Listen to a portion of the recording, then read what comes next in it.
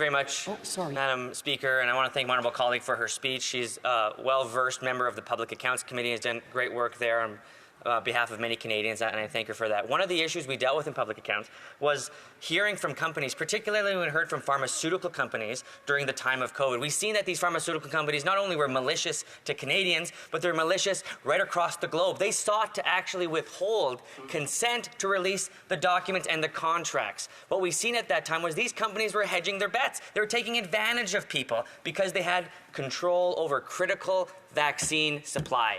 Critical vaccine patents, and they use that in order to abuse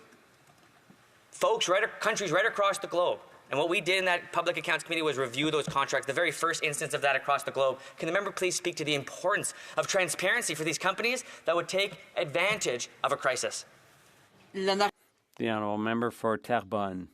I'd really like to thank my colleague for that question, and it's always a pleasure for me to talk about this because it was my motion calling on the government to provide us the COVID vaccine procurement contracts. And I'd like to thank my colleague for his support because it really wasn't easy. The government did not want to provide those contracts.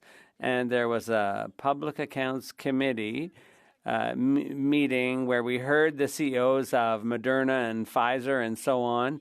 And we had them... we asked them why it wouldn't be a good idea for us to see those contracts. And this was an in-camera meeting, so we can't reveal the details here.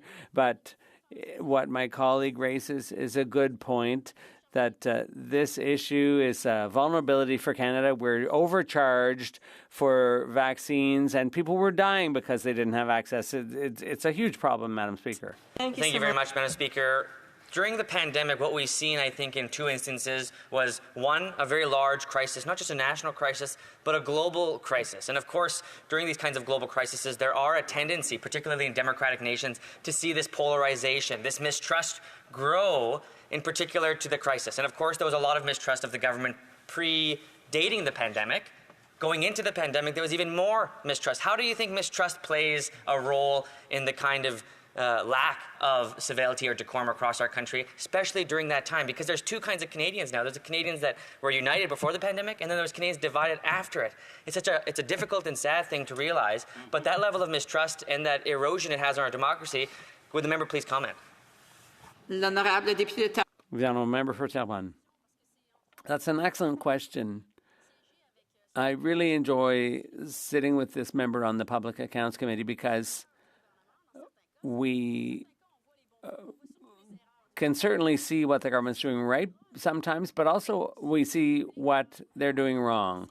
And if there's anything that erodes public trust in the government is the lack of accountability. And I gave an example in Quebec. The Auditor General tabled a report on how poorly managed things were. And that very same day, the government fired the CEO of that department, or that agency. So that just shows it's all about public trust in institutions. And this is being eroded all around the world. And Canada is right up there. And that's certainly something we can blame the Liberal government for.